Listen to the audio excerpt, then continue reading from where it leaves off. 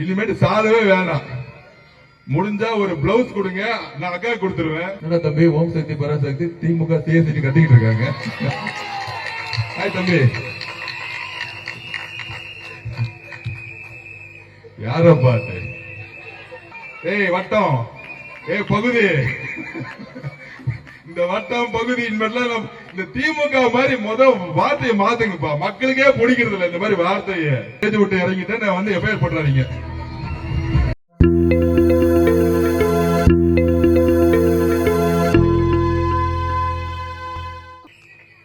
அம்மாக்கள் இருக்கக்கூடிய மொத்த குடும்பமும், அம்மாவும் சரி, பொதுவா அப்பாக்கெல்லாம் வந்து திமுக ஓட்டு போட்டிட்டு இருந்தாங்க. இப்ப அம்மாவும் சரி, தன்னுடைய பசங்களும் சரி, குட்டி குழந்தைங்களும் சரி, அப்பா கையை பிடிச்சி இழுத்துட்டு வந்து இன்னைக்கு ஃபுல்லா வெளிவாக்கத்துல பாக்குற வீடு கதவை திறந்து கேட்டுக்கிட்டு எல்லாரும் நின்றுட்டு இருக்காங்க.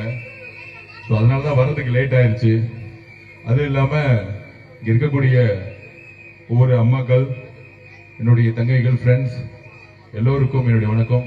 அப்புறம் இந்த மொட்டை மாடல இருந்து பார்த்துருக்கூடிய என்னுடைய ஃபேமிலி ரொம்ப நேரமா வெயிட் பண்ணிட்டு இருந்தாங்களா, ரொம்ப நன்றி, தேங்க்யூ.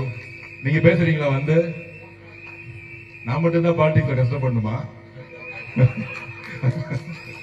நீங்களும் கொஞ்சம் மேடை ஏறி பேசலாமே. எப்ப பார்த்தாலும் நானே பேசிட்டு இருக்க வேண்டியதா இருக்கு.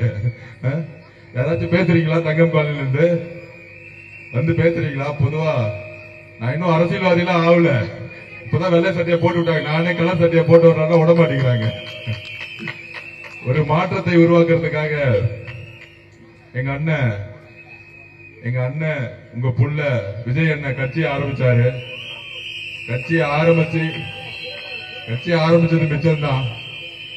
சென்னையில வந்து பிரச்சாரம் பண்ணா கூட போலீஸ் பர்மிஷன் கொடுக்க மாட்டேங்கிறாங்க.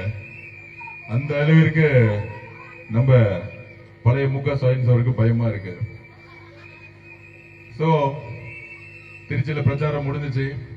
இங்க வெள்ளிவாக்கத்துல உங்க முன்னாடி இப்ப கூட நான் வரதுக்கு முன்னாடி ஒரு இடத்துல 500 ஃபேமிலி கிட்டத்தட்ட நைட்டு ஃபுல்லா ஒரு வாரமா கரண்ட் இல்லைன்னு சொல்லிட்டு அழுதாங்க. இந்த வெள்ளிவாக்கத்துல என்னடா தம்பி, ஓம் சக்தி பராசக்தி திமுக சிஎஸ்சி கத்திக்கிட்டு இருக்காங்க. ஹாய் தம்பி, யார பார்த்து? திமுக வந்து பிஎல்ஏ மெம்பர் இருப்பாங்களா? 75 வருஷம் கட்சியா? 75 வருஷம் அனுபவம் எதுக்கு? ஒல்லி கொள்ளடிக்கிறதுக்கு மட்டும்தான் அனுபவம். எவ்வளவு கமிஷன் அடிக்கணும்? 30% குடும்பத்துக்கு, 10% அமைச்சருக்கு, 5% அதிகாரிக்கு. இந்த கால்குலேஷன் மட்டும் அனுபவம் தேவையா? அனுபவமே தேவையில்லை. நிர்வாகத்தை வரதுக்கு ஒன்னே ஒரு தகுதி தான் இருக்கணும். உண்மை இருக்கணும், நேர்மை இருக்கணும், அப்புறம் தைரியம் இருக்கும். அது எல்லாம் எங்க கிட்ட இருக்கு. எங்க தலைவர் விஜய் அண்ணன் இருக்கு. அவர் ஏற்கனவே சொல்லிட்டாரு, 1 ரூபாய் நான் தொட மாட்டேன் ஆட்சிக்கு வந்துட்டான்னு சொல்லிட்டாரு. 10% சொன்னாங்க, அப்புறம் 25% சொன்னாங்க. இப்ப என்ன சொல்லிட்டு இருக்காங்கன்னா, அவர் கிங் மேக்கர் தான் ஆவாரு. கிங் மேக்கர்னா என்ன? யாரும் முதலமைச்சர் ஆக மாட்டாங்க, இவர் சொல்றதுதான் முதலமைச்சர் அப்படின்னு இன்னைல இருந்து மதியானத்துல இருந்து ஆரம்பிச்சுட்டாங்க ஒரு குரூப். காலைல கூட மீடியா கேட்டேன், Vijay will become king or king maker சொன்னேன். நான் சிம்பிளா சொன்னேன், we are not monarchy. அப்படின்னா நான் மன்னராட்சி உருவாக்க வரல, நாங்க மன்னர்கள் கிடையாது. இந்த கிங்க உருவாக்குறது, இந்த கிங் மேக்கரை உருவாக்கலாம் கிடையாது. எங்க அம்மா சாதாரண விவசாயி, கஷ்டப்பட்டாங்க, சின்ன வயசுலயே செத்துட்டாங்க வறுமைனால. நான் இங்க ஒரு வில்லிவாக்க வேட்பாளர் போது எங்க வறுமை இருக்கோ, எங்க பிரச்சனை இருக்கோ, எங்க சுத்தமான தண்ணீர் இல்லையோ, எங்க ரோடு இல்லையோ, எங்க வந்து டிரைனேஜ் இல்லையோ, எங்கெல்லாம் வந்து வறுமையான மக்கள் வந்து நம்ம பாரதியார் காலனில இருக்கிற மாதிரி எங்கெல்லாம் இருக்கோ அங்க நிக்கணும்னு வந்தேன். கடந்த 10 நாளா இப்பதான் முதல்ல என்ன வண்டியில ஏத்துனாங்க. நான் சொல்றேன், இல்ல நடந்தே போறேன். நான் ஒரு ஸ்போர்ட்ஸ்மேன், நான் பாஸ்கெட் பால் நேஷனல் பிளேயர். காலையில 7 மணில இருந்து 12:30 மணி வரைக்கும் நடந்துகிட்டு இருக்கேன். பாவம் அக்கா எல்லாம் வந்து கூட நடந்து அக்கா எல்லாம் கொஞ்சம் வெயிட் லாஸ் பண்ணிட்டாங்க. நான் சொன்னேன், அண்ணா கொஞ்சம் சாப்பாடு எல்லாம் கொஞ்சம் நிறைய கொடுக்கணும். என் கூட வந்து நிறைய பேர் வெயிட் லாஸ் ப்ரோக்ராம் பண்ணிட்டு இருக்காங்க. அதனால ரொம்ப கஷ்டப்பட்டு இருக்காங்க. நான் 5 மணி நேரம் இல்ல 8 மணி நேரம் கூட நடப்பேன். சோ ஈவினிங் நடக்கலான்னு பார்க்கும்போது இல்ல, எல்லா இடத்துலயும் லைட் இல்ல, இருட்டா இருக்கு, எங்க பார்த்தாலும் தெருவில் வந்து லைட் இல்ல, அதனால நீங்க வண்டியில் லைட் போட்டு வந்துருங்கன்னு சொல்லிட்டு கூட்டிட்டு வந்தாங்க. சோ அந்த மாதிரி தங்கம் காலனி வர்றதுக்குள்ள ஒரு இடத்துல 500 குடும்பம் வீட்டுல கரண்டே இல்லைன்னு பிரச்சனை பண்றாங்க. ஆனா 5 வருஷமா எம்எல்ஏ ஆபீஸும் இல்ல, எம்எல்ஏவும் காணும். அதுக்கு முன்னாடி இருந்தவரை ரியல் எஸ்டேட் ரவுடித்தனம் பண்ணிட்டு இருந்தாரு. அவர் பேர் ரங்கராஜன் ஏதோ சொல்றாங்க. ஆக்சுவலா அவர் பேரும் தெரியல. 10 வருஷமா வெள்ளிவாக்கம் புறக்கணிக்கப்பட்டிருக்கு. இதெல்லாம் மாற்றணும். ஒரே ஒரு முறை நீங்க வாய்ப்பு கொடுத்து பாருங்க. நான் ஏன் ஒரு முறை வாய்ப்பு கேட்கிறேன்னா, ஒரு முறை கொடுத்துட்டீங்கன்னா கடைசி வரைக்கும் வாழ்க்கை முழுசும் நீங்க வாய்ப்பு கொடுத்துட்டே இருப்பீங்க. உங்களுக்கு தெரியும், ஆப்போசிட்ல இருக்கக்கூடிய டிஎம்கே இருக்க ஒன்னே ஒண்ணுதான். பாவம் அந்த வேட்பாளர் அண்ணா நகர்ல நிக்க வேண்டியது அழுவ வச்சு நீங்க கூட்டிட்டு வந்துட்டாங்க. முதல் நாளே அழுதாரு, இப்ப வரைக்கும் அழுதுட்டே இருப்பாரு. நெக்ஸ்ட் மாசம் 4ஆம் தேதி அழுதுகிட்டு அப்படியே அண்ணா நகர் போயிடுவாரு. என் வீடை ஷூட் பண்ணிட்டு நான் இங்க வந்துட்டேன், இப்ப முடிஞ்சிட்டு நான் அங்கதான் தங்க போறேன். சோ அதனால என்னுடைய அம்மாக்களா இருக்கக்கூடிய என்னுடைய ஃப்ரெண்ட்ஸ், என்னுடைய தங்கைகள், என்னுடைய குடும்பம், எனக்கு சின்ன வயசுலயே அம்மாவை நான் இழந்துட்டேன். இந்த குடும்பத்துல ஒரு என்ன வேட்பாளரா பாக்காதீங்க, ஏன் எம்எல்ஏ ஆனா, ஏன் மினிஸ்டர் ஆனா கூட என்ன அப்படி பாக்காதீங்க. இங்க இருக்கக்கூடிய ஒவ்வொரு குடும்பத்திலயும் என்ன ஒரு மகனா உங்களை பாருங்க, ஒரு அண்ணனா பாருங்க, ஒரு தம்பியா பாருங்க. இது ஏதோ நான் தேர்தலுக்காக சொல்றேன்னு நினைக்காதீங்க. நான் அன்னைக்கு லாஸ்ட் டைம் நாங்க உட்கார்ந்துட்டு இருக்கும்போது பாட்டில வச்சு என்னுடைய அம்மா மாதிரி இருக்கிற வயசுல அடிச்சாங்க, ஹாஸ்பிட்டல் அட்மிட் ஆனாங்க. அன்னைக்கு நான் உணர்ச்சி வசப்பட்டு ஒன்னு சொன்னேன். எனக்கு சின்ன வயசுல 4 வயசுலயே அம்மா எல்லாம் இறந்துட்டாங்க. ஆனா இந்த வில்லிவாக்கம் தொகுதி வந்தவொடனே ஒவ்வொரு வீடாவது முதல்ல வெளியே வருது அம்மாக்கள் தான் வெளியே வருவாங்க. அதுக்கப்புறம் குட்டி குட்டி வாண்டுஸ், அதுக்கப்புறம் என்னுடைய தங்கைகள், என்னுடைய அக்காக்கள் எல்லாம் வரும்பொழுது ஓடி சொல்றாங்க, நீங்க வாங்க நல்லது செய்யுங்கன்னு சொல்றாங்க. அப்ப ஒவ்வொரு குடும்பமா தான் நான் என்ன பாக்குறேன். எனக்கு இப்ப அம்மாவை இழந்த ஒரு ஃபீலிங் நீங்க குறைஞ்சிட்டீங்க. இங்க இருக்கிறவங்க எல்லாருமே, இங்க இருக்கக்கூடிய எல்லாரும், நம்ம லட்சுமி அக்கா, இங்க இருக்கக்கூடியவங்க எல்லாருமே இந்த ஒரு 20 நாளா நானும் பார்த்துட்டு இருக்கேன். ஒரு சாப்பாடெல்லாம் வீட்டுக்குள்ள கூட்டு போய் சாப்பாடா கொடுக்குறீங்க. அந்த அளவுக்கு ஒரு அன்பு இங்க இருக்கக்கூடிய வில்லிவாக்கத்துல. ஆப்போசிட் இருக்கவங்களுக்கு ஒன்னே தெரியும், ஒரு 100 கோடி ரூபாய் பேக் எடுத்து வந்துட்டாரு. பாரதி நகர், அந்த நகர், இந்த நகருக்கு 10,000 ரூபாய் 5,000 ரூபாய் டிஸ்ட்ரிபியூட் பண்ண ஆரம்பிச்சிட்டாங்க. உங்ககிட்ட ஒன்னே தான் ரிக்வெஸ்ட் பண்றேன். நான் வீட்டுக்குள்ள உங்களுக்கு 5,000 ரூபாய் 3,000 ரூபாய் கொடுக்க போறது இல்ல. எங்க அம்மா கிட்ட நான் ஓட்டு கேட்கறது காசு கொடுக்கணுமா? எங்க அக்கா கிட்ட, என் தங்கச்சி கிட்ட ஓட்டு வந்து நான் காசு கொடுக்கணுமா? ஒரு முறை மட்டும் ஓட்டு காசு வாங்காம, இல்ல காசு கொடுத்தாலும் வாங்கிக்கிட்டு ஒரு முறை மாற்றத்தை கொண்டு வாங்க. ஒட்டுமொத்த தமிழ்நாடு மாறும். ஒவ்வொரு எம்எல்ஏ ஜெயிக்கும் போது எங்களுடைய அண்ணன் தலைவர் விஜய் அவர்கள் முதலமைச்சரா வரும் பொழுது மிகப்பெரிய மாற்றம் வரும். அனுபவம் இருக்கா? பிஎல்ஏ மெம்பர்ஸ் இருக்காங்களான்னு பாக்குறேன். நானும் திமுக எல்லாம் வயசாயிட்டு பிஎல்ஏ மெம்பர் நின்றுட்டு இருக்காங்க, காலையில பாக்குறேன். ஆனா அவங்களுக்கு இப்ப கூட சமூக ஊடகத்துல ஒரு வீடியோ வந்துட்டு இருக்கு. ஒரு திமுக காரர் இந்த துண்டை எடுத்து ஒரு குழந்தைக்கு 10 வயசு குழந்தைக்கு போடுறான். அவன் எடுத்தவனே சொல்றான், அந்த குழந்தை இப்ப ஓடிக்கிட்டு இருக்கு. இப்ப இன்ஸ்டாகிராம்லயும் ஃபுல்லா யூடியூப்ல ஓடிட்டு இருக்கு. அந்த பையன் மேல பண்டி மேல உட்காந்துட்டு, நான் டிஎம்கே இல்ல டிவிகே அப்படின்னு சொல்றது யாருன்னா 10 வயசு பையன்.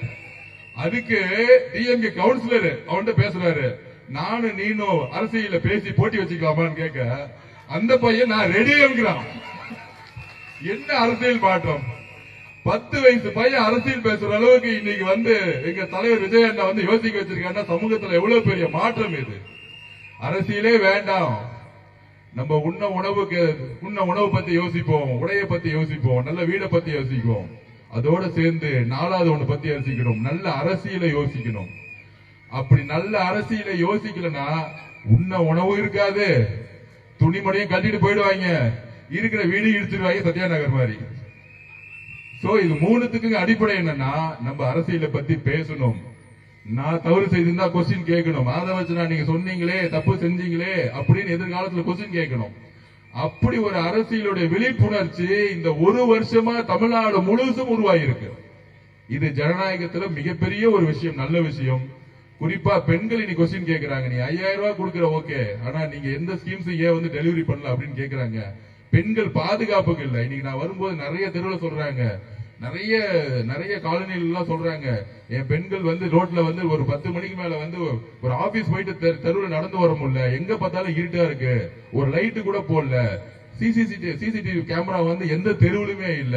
அப்ப எங்களுக்கு பாதுகாப்பு எங்க இருக்கு வில்லிவாக்கத்துல அப்படின்னு இங்க இருக்கக்கூடிய பல்வேறு தாய்மார்கள் கேட்டிருக்காங்க. கண்டிப்பாக எலெக்ஷன் முடிஞ்சு ஒரே ஒரு மாசம் தான் இருக்கு, முடிஞ்சு எம்எல்ஏவா நீங்க உங்களுடைய சப்போர்ட்ல தேர்ந்தெடுக்கப்பட்ட பிறகு எல்லா தெருவிலும் சிசிடிவியா பொருத்தப்படும். பெண்களோட பாதுகாப்பு உறுதிப்படும். இங்க ஒரு சென்ட்ரல் சிஸ்டம், ஒரு வார் ரூம் கிரியேட் பண்ணி எல்லா தெருக்களும் மானிட்டர் பண்ணக்கூடிய ஒரு சென்ட்ரல் கமாண்ட் சிஸ்டத்தை உருவாக்கப்படும். அப்புறம் இன்னொரு பிரச்சனை இருக்கு வில்லிவாக்கத்துல வரும்போது, அது எனக்கு ஒரு ஷாக்கிங்கா இருந்துச்சு. 6 மாசத்துக்கு முன்னாடி எனக்கு தெரியும். அது என்ன பிரச்சனை அப்படின்னா, எல்லா தெருவிலையும் மாடை விட்டுருக்காங்க. என்ன மனுஷனோட மாடுதான் அதிகமா இருக்கு எல்லா தெருவிலையும். நான் நடந்து போறேன், எங்க பார்த்தாலும் சாணிதான் இருக்கு. ரோட்ல நடந்து கூட போக முடியல. அப்ப அங்க இருக்கக்கூடிய எல்லா மக்களும், மைனாவரத்துல இருந்து எல்லா மக்களும் சொல்றாங்க, எல்லா மாடு பாட்டி காலையில இருந்து சுத்திக்கிட்டு இருக்கீங்க. அந்த மாடு யாருன்னு பார்த்தா இங்க இருக்க கவுன்சிலரோடது. ஏண்டா எந்த வியாபாரம் பண்ணு ஒரு அளவே இல்லையா? மாடை வளர்த்து மக்கள் கிட்ட விடுவீங்களா? இதெல்லாம் கேட்டா ஏன் கோவப்படுறீங்க நம்மள பார்த்து சொல்லுவாங்க. அப்படி இங்க இருக்கக்கூடிய மக்கள் ஒரு மாற்றத்தை தமிழ்நாட்டுல முதல் முறையில எம்ஜிஆருக்கு அப்புறம் நான் சொல்றேன், 2011 நடந்துச்சு. அம்மா ஜெயலலிதா அம்மா 2011 இந்த திமுக ஒரு பெரிய கூட்டணி உருவாக்குறாங்க. எப்ப பார்த்தாலும் கூட்டணின்னு சொல்றாங்களே. கலைஞரும் காங்கிரஸ், கம்யூனிஸ்ட், விசிகே எல்லாரும் சேர்ந்து ஒரு பெரிய கூட்டணியை உருவாக்குனாங்க. ஆனா எதிர்கட்சியா கூட வர முடியல. எப்பொழுதும் திமுக 2வது தாட்டி ஜெயிச்சதா சரித்திரமே கிடையாது. நான் திருப்பி சொல்றேன். சும்மா மீடியா ஒரு 200 பேர் யூடியூப்ல உட்கார வச்சுக்கிட்டு ஒண்ணுமே பண்ணல. எங்க தலைவர், எங்க அண்ணன் விஜய் அண்ணன் சினிமா விட்டுட்டு 300-400 பேர் சம்பளத்தை விட்டுட்டு நான் மக்கள் நல்லா செய்ய போறேன்னு வராங்க. ஆனா திமுக ஜெயிச்ச பிறகு என்ன பண்ணாங்க? ரெட் ஜெயின்ட்ங்கிற ஒரு நிறுவனத்தை உருவாக்கி வாரம் ஒரு படம் ரிலீஸ் ஆகுது. நீங்க தியேட்டர்ல போய் பாப்பீங்களா? என்ன பேர் வருது? Red giant. ப்ரொடியூசர் யார்? அதுக்கு தலைவர் யாருன்னா இன்பநிதி. 20 வயசு பையன் 1000 கோடி ரூபாய்க்கு ஒரு சினிமா எடுக்கிறாங்கன்னா அந்த பணம் எங்க இருந்து வந்துச்சு? இதை நாங்க தட்டி கேட்கிறோம். வேற யாரும் இல்ல. இதுவே புரட்சி தலைவர் அம்மா இருந்தா இன்னும் தூக்கி ஜெயில போட்டு குடும்பத்தையே உள்ள வச்சிருப்பாங்க, இந்த மாதிரி சினிமா தேட்டர்ல எடுத்துட்டு இருந்தா. ஆனா இன்னைக்கு யாருமே எதிர்த்து கேட்க முடியாதனால நாங்க மட்டும்தான் எந்த தைரியமா துணிவா இருந்தாலும் எல்லாத்தையும் எதிர்த்து நிக்கிறோம். அதனாலதான் எங்களுக்கான எல்லா அழுத்தமும் மீடியாலையும் யூடியூப்லயும் எங்களுக்கு எதிரான எல்லா தவறான கருத்துக்கள், என்ன பத்தி, தலைவரை பத்தி பொய்யா தவறுகான தகவல். ஆனால் மக்கள் உண்மையை நம்புறாங்க. ஏன்னா ஆட்சியில் இருந்தது யாரு? அவங்கதான். திமுக தான் ஆட்சியில் இன்னைக்கு வரைக்கும் இருக்கிறாங்க. ஆனா எதுவுமே செய்யல, ஒன்லி விளம்பரம் தான். அப்படி திமுக எதுவுமே செய்யாம இங்க இருக்கக்கூடிய எம்எல்ஏவும் சரி, எம்எல்ஏ ஆபீஸும் போடாம வெறும் வாரிசுகளுக்கு எம்எல்ஏ கொடுக்கறதுனால என்ன ஆக போகுது? என்னுடைய வரலாறு எல்லாருக்குமே தெரியும். எங்க அம்மா ஒரு விவசாயி, வறுமையிலே சின்ன வயசுலயே இறந்துட்டாங்க. சின்ன வயசுலயே ஒண்ணுமே இல்லாம ஸ்போர்ட்ஸ் ஹாஸ்டல்ல வளர்ந்தேன். நேஷனல் பிளேயர் ஆனேன். இன்னைக்கு இந்தியாவோட பிரசிடென்டா, பாஸ்கெட்பால் ஃபெடரேஷன் ஆஃப் இந்தியாவோட பிரசிடென்டா இருந்தேன். ஒரு பிசினஸ் பண்ணேன், அதையும் வித்துட்டு இன்னைக்கு அரசியலுக்கு வந்துட்டோம். எங்க கட்சியில் இருக்கக்கூடிய ஒவ்வொரு வேட்பாளர்களும், ராயபுரத்துல இருக்கிற ஒரு வேட்பாளர், அவர் யார் தெரியுங்களா? சாதாரண ஆட்டோ ஓட்டக்கூடிய ஒரு சாதாரண ஆளை இன்னைக்கு தமிழக வெற்றி கழகம் வேட்பாளர் ஆயிருக்கு. இந்த துணிச்சல் தமிழக வெற்றி, இந்த துணிச்சல் திமுக இருக்கா? ஒரு சாதாரண ஒரு ஆட்டோ ஓட்டக்கூடிய அண்ணனை தூக்கி இன்னைக்கு ராயபுரத்துல வேட்பாளர் ஆகி இருக்காரு. எத்தனை பெண்களுக்கு கையில 10,000 ரூபாய் கூட அவங்க வேட்பாளர் இருக்காங்க. 180 வேட்பாளர்களுக்கு கையில 2 லட்சம் ரூபாய் கூட பணம் கிடையாது. ஆனா இன்னைக்கு வேட்பாளர் இருக்காங்க. எங்க அண்ணன், எங்க தலைவர் வேட்பாளர்களை பணத்தை பார்த்து உருவாக்கல, நல்ல மனசும் நல்ல எண்ணமும் உழைக்கக்கூடிய தகுதி இருக்கவங்களை உருவாக்கி இருக்காங்க. இந்த தேர்தல் பணபலத்துக்கும் ஒரு உண்மையான நேர்மையான ஒரு ஆட்சி உருவாக்குமான தேர்தல். கண்டிப்பா உங்களுடைய சப்போர்ட், உங்க வீடு தேடிய 3000 ரூபாய் 5000 ரூபாய் கொடுக்க வருவாங்க. எல்லாம் நம்மளுடைய பணம் தான். எல்லாம் வாங்கி திருப்பியும் மக்களுக்கு நீங்க சர்வீஸ் பண்ணி ஒரு நல்ல வேட்பாளரை, உங்களுடைய மனசரிய எங்க தலைவர் விஜய் அவர்கள் முதலமைச்சர் ஆனா ஒவ்வொரு வேட்பாளரும் ஜெயிக்கணும். ஆதவர்ஜனாங்கிறது உங்களுடைய வீட்டோடைய ஒரு மகனாவும் தம்பியாவும் அண்ணனாவும் எடுத்துக்கிட்டு எங்களை வெற்றி பெற வைங்க. ஓட்டு கேட்க இன்னைக்கு வந்த மாதிரியே ஒவ்வொரு 3 மாசமும் இந்த தெருவில் நான் நடந்து உங்ககிட்ட என்ன பிரச்சனை நான் கேட்புங்கிற சத்திய பிரமாணம் கொடுக்கிறேன். நானு அதை நான் பதிவு பண்றேன். அதனால இங்க இருக்கக்கூடிய எல்லாருக்கும் நான் சொல்றேன், இந்த சத்தியத்தை இந்த எல்லா கேமராவும் ரெக்கார்ட் ஆயிட்டு இருக்கு. அதனால இந்த சத்தியத்தை ஒவ்வொரு 3 மாசமும் என்னுடைய சொத்து கணக்குகளை நான் வெளியிடுவேன் மக்கள்கிட்ட. நான் மட்டும் இல்ல, தமிழக வெற்றி கழகத்தோட எல்லா எம்எல்ஏ வேட்பாளர்களும் எம்எல்ஏ ஆனவங்களும் வெளியிடுவாங்கிறத பதிவு செய்து, வில்லிவாக்கத்துல உங்களுக்கு தெரியும் இன்னைக்கு வந்திருக்க வேண்டியது அண்ணன் விஜய் அவர்கள், தலைவர் விஜய் அவர்கள் வந்திருக்க வேண்டியது. திருச்சியில பிரச்சாரம் பண்ண விட்டாங்க, ஆனா சென்னையில பிரச்சாரம் பண்ண விடவே மாட்டேங்கிறாங்க. அதுக்கு காரணம் என்ன தெரியுமா? 16 தொகுதியில 13-14 தொகுதி டிஎம்கே வாஷ் அவுட் ஆயிட்டு இருக்கு. எங்க போனாலும் திமுக. நீங்க பாத்திருக்கீங்களா? முன்னாடி 2021 எல்லா பக்கமும் திமுக கேம்பெயின் பண்ணிட்டு இருப்பாங்க, பிரச்சாரம் பண்ணிட்டு இருப்பாங்க.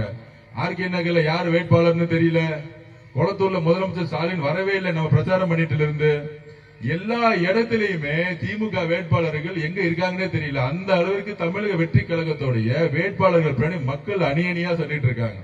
சென்னை முழுசும் திமுக மிகப்பெரிய வாஷ் அவுட் ஆயிட்டு இருக்கு. இதை நீங்க களத்திலேயே பாப்பீங்க. அதனாலதான் வில்லிவாக்கத்துல பர்மிஷன் கொடுத்துட்டு அப்படியே அவர் வீட்டுக்கு போக சொன்னாங்க நம்மளுடைய காவல்துறை. அந்த காவல்துறை யார் செயல்பட வைக்கிறது? முன்னாள் முதலமைச்சர் மு க ஸ்டாலின் அவர்கள். இன்னைக்கு அதனாலதான் பிரஸ் மீட் கொடுத்தேன். அவரோட பிரச்சாரத்தை திருப்பி திருப்பி முடக்கிட்டு இருக்காங்க. உடனே டிவி டிபேட் ஈவினிங் ஓடிட்டு இருக்கு. இந்த பிரச்சாரத்தை முடக்குவது தமிழக வெற்றி கழகமா இல்ல காவல்துறையான்னு? தமிழக வெற்றி கழகம் எதுக்குப்பா முடக்க போகுது பிரச்சாரத்தை? டிவில இருக்கவங்க பேக்கேஜ்ல காசு வாங்கிட்டு என்ன பேசணும்னு தெரியாமலேயே பேசிட்டு உட்கார்ந்துட்டு இருக்காங்க. நாங்க பர்மிஷன் கேட்கிறோம்.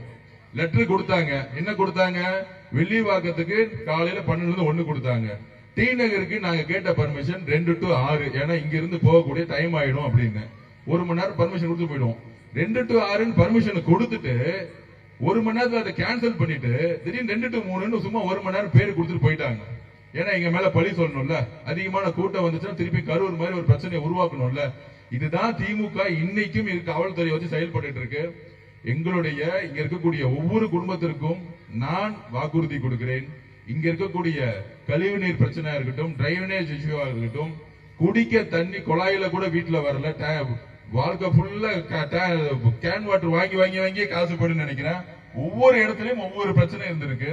சோ இந்த பிரச்சனைகளை கடந்த 10 நாளா நான் எந்த வண்டி யூஸ் பண்ணாம எல்லா தெருவுகளையும் நடந்து நடந்து நடந்து நடந்து யாரு சொல்றாங்களோ நானே புரிஞ்சுக்கிட்டு இருக்கேன். கண்டிப்பா வெற்றி பெற்ற பிறகு ஒவ்வொரு வீட்டுக்கும் ஒவ்வொரு தெருவுகளுக்கு பிரச்சனைகளை உறுதியாக சரி செய்வேன் என்ற ஒரு வாக்குறுதியும் சத்தியத்தையும் கொடுத்து உங்களுடைய சப்போர்ட் எப்பொழுதும் நீங்க கொடுக்கணுங்கிறத நான் சொல்லி உங்கள ஒரு மகனா, உங்கள ஒரு தம்பியா, அண்ணனா, ஒரு ஃப்ரெண்டா என்ன அக்செப்ட் பண்ணி ஒரு அரசியல்வாதி எல்லாம் பார்க்காதீங்க. ஒரு ஃப்ரெண்ட்லியா எப்ப வேணா ரீச் பண்ணலாம். நாளையில இருந்து ஒரு நம்பரை வில்லிவாக்கத்துக்கு அனௌன்ஸ் பண்ண போறேன். எப்ப வேணா என்ன ரீச் பண்ணலாம். அந்த மாதிரி 24 மணி நேரமும் என்ன ரீச் பண்ணக்கூடிய நம்பரை நாளைக்கு டிக்ளேர் பண்ண போறேன். எப்ப வேணாலும் தொடர்பு கொள்ளலாம். எந்த பிரச்சனைனாலும் முதல்ல நான் நிப்பங்கிறத சொல்லி உங்களோட நான் ஏதோ எலெக்ஷன் நின்ன ஓட்டு போட்டேன் அதுக்கப்புறம் எம்எல்ஏ இல்லாம உங்களோட என்னுடைய வாழ்க்கை முழுசும் என்னுடைய பயணத்தை உங்களோட தொடரணும்னு நான் நினைக்கிறேன். நன்றி, வணக்கம். அப்புறம் என்னோட ஒரே ஒரு வேண்டுகோள், இன்னையிலிருந்து வில்லிவாக்கத்தில் கூட நண்பர்களுக்கு சத்தியமா இந்த சால்வை நம்ம பிளவுஸ் கூட தைக்க முடியாதுக்கா. கரெக்டா? இந்த கலாச்சாரத்தை யார் கண்டுபிடிச்சாங்கன்னு தெரியல. நானும் சொல்லிக்கிட்டே இருக்கிறேன். இன்னைக்கு மாவட்ட சொல்ல வில்லிவாக்கத்தோட நம்ம அண்ணன் சொல்லிட்டேன். இன்னைக்கு இனிமேட்டு சாலவே வேணாம். முடிஞ்சா ஒரு பிளவுஸ் கொடுங்க, நான் அக்கா கொடுத்துருவேன். இல்ல ஒரு புக்கு கொடுங்க, இல்ல ஒரு சேலை கொடுங்க, இல்ல ஒரு துண்டு கொடுங்க. இது நானும் தொட்டு பாக்குறேன், தொடங்கி கூட உள்ள முடிஞ்ச. அதனால இந்த பழைய கட்சியோடைய ஃபார்மட்லாம் தூக்கி போடுவோம். எனக்கு மரியாதை தேவையில்லை, உங்களுடைய அன்பு போதும். அதனால இந்த சால்வையை இன்னையில இருந்து நம்ம தூக்கி போட்டுட்டு இது போலாம். ஓகே, இதுக்காக ஒரு 100 ரூபாய் எனக்காக செலவு பண்ணாதீங்க. இது வேண்டாம். இனிமேட்டு புக்கு கொடுங்க, இல்லன்னா ஒரு சேலை கொடுங்க. என் கூட டெய்லி ஒரு 100 அக்கா வந்துட்டு இருக்காங்க. பிளவுஸ் கொடுத்தீங்கன்னா கூட நான் பிளவுஸ் பீட்டை கொடுத்துருவேன். அதனால தயவு செஞ்சு என்னுடைய அக்காங்களுக்கு தேவையான இந்த சால்வையெல்லாம் தூக்கி போட்டு ஒன்னு புக்கு இல்லன்னா சேலை. ஓகே வாக்கா? இல்லன்னா நீங்க என்ன கொடுக்குறீங்களோ பேனா கொடுங்க, பென்சில் கொடுங்க, புக்கு கொடுங்க. நம்மளோட தம்பிகள் ரோட்ல நிற்கும் போது நான் டக்குன்னு கொடுத்துருவேன். முடிவு பண்ணிடலாமா? ஏய் வட்டம், பகுதி, இந்த வட்டம் பகுதி இந்த திமுக மாதிரி வார்த்தையை மாத்துங்கப்பா. மக்களுக்கே பிடிக்கிறது இல்ல இந்த மாதிரி வார்த்தையை. வரும்போது ஒரு 500 பேரோட வர்றது, அவங்க எல்லாம் நான் மக்களை பார்க்கும்போது திடீர்னு பயந்துடுறாங்க. என்னப்பா ஒரு 500 பேர் ஒரு யானை கூட்டம் மாதிரி எல்லாத்தையும் கலத்தி ஒரு மாதிரி. நம்ம ஒரு எளிமையா ஒரு 10-15 பேர் ஒவ்வொரு வீட்டுல இருந்து நம்ம அக்காக்கள் அந்தந்த இடத்துல அமைதியா போய் ஒவ்வொரு வீட்டுல இருக்கீங்க நம்ம பார்த்துட்டாலே போதும். ஆட்டோமேட்டிக்கா முடிவு பண்ணிட்டாங்க எல்லாரும். என்னுடைய அம்மாக்கள் அக்காக்கள் எல்லாத்தையும் சொல்லி முடிவு பண்ணிடலாமா? இனிமேட்டு எனக்கு சால்வே போடக்கூடாது. திருப்பி சொல்ற, காசு வேஸ்ட் பண்ணாதீங்க. இந்த சால்வை அப்படியே கொண்டு போய் வித்தாலும் காசு கொடுக்க மாட்டாங்க. அதனால சொல்லிட்டு வேஸ்ட். அந்த சால்வை புக்கு கொடுக்கலாம், பென்சில் கொடுக்கலாம், பேனா கொடுக்கலாம், இல்ல ஏழை பசங்களுக்கு ஏதாச்சும் ஷூ கூட வாங்கி கொடுக்கலாம். என்ன மாதிரி ஸ்போர்ட்ஸ் மேன் சின்ன வயசுல ஷூ இல்லாம இருந்தேன் நானு. ஒரு ஷூ 1000 ரூபாய்க்கு வாங்கி கொடுக்கலாம். இதெல்லாம் என்கிட்ட கொடுத்தீங்கன்னா நான் அப்படியே பிரச்சாரத்துக்கு போகும்போது இந்த பாரதி நகர்லாம் போகும்போது ஏழை பசங்களுக்கு நம்ம அப்படியே கொடுத்துடலாம். நம்ம அது வேற எலெக்ஷன் கமிஷன் எழுதுவாங்க நான் ஏதாவது கிஃப்ட் கொடுக்குறேன்னு நம்ம 23ஆம் தேதி கழிச்சு கொடுத்துக்கலாம். அதிகம் என்ன தும்முனா கூட எம்எல்ஏ கேஸ் போடலான்னு வெயிட் பண்ணிட்டு இருக்காங்க. 10 மணிக்குள்ள முடிக்கணுமா எஃப்ஐஆர் போட்டுருவாங்க. நம்ம போலீஸ்ல வெயிட் பண்ணிட்டு இருக்காங்க. அதனால காவல்துறைக்கு எங்களோட நன்றி. பாதுகாப்பு கொடுத்துக்க சேது விட்டு இறங்கிட்டு நான் வந்து எஃப்ஐஆர் போட்டுறாதீங்க.